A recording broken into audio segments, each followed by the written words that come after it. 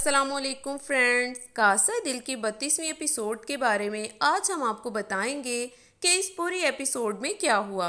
लेकिन उससे पहले अगर आपने मेरे चैनल को सब्सक्राइब नहीं किया तो मेरे चैनल को कर लीजिए सब्सक्राइब और बेल आइकन के बटन को प्रेस कर दीजिए ताकि हर नए आने वाली वीडियो आप तक बहुत आसानी से पहुंच सके। इसमें हम आपको बताते जाएं कि सोमिया चूंकि अपनी माँ का पता करने हातिम के घर गई होती है तो पीछे से शीरीन अदन को कॉल करके बताती है कि सोमिया बगैर किसी को बताए पता नहीं कहाँ चली गई है। ये सुनने के बाद अदन ड्राइवर को कॉल करके पूछता है कि वो सोमिया को कहाँ लेकर गया है।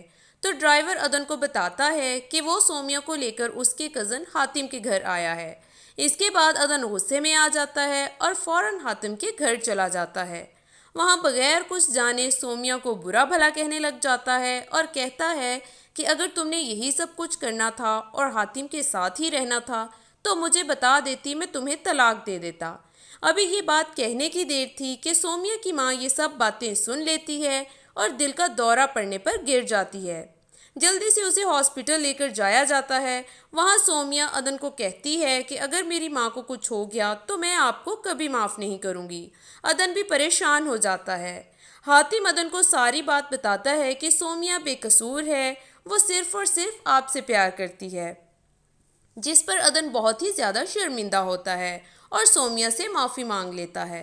उधर नौमान को भी अपनी गलती का एहसास हो जाता है कि उसने बहुत गलत किया अपनी माँ के साथ। और जब नौमान को ये पता चलता है कि उसकी माँ को हार्ट अटैक आया है तो नौमान बहुत ही ज़्यादा परेशान हो जाता है और भागता हुआ हॉस्पिटल जाता है।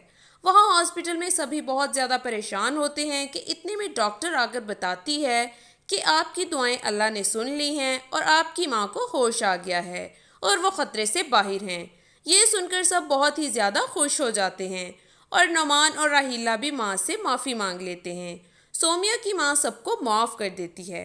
अदन खुशी खुशी सोमिया को लेकर घर जाता है तो आगे शीरीन और अदन की माँ खड़ी होती हैं। तो अदन की माँ अदन से कहती है कि अब मैं सोमिया को इस घर में मज़ीद बर्दाश्त नहीं कर सकती, इसको घर से बाहर निकाल दो।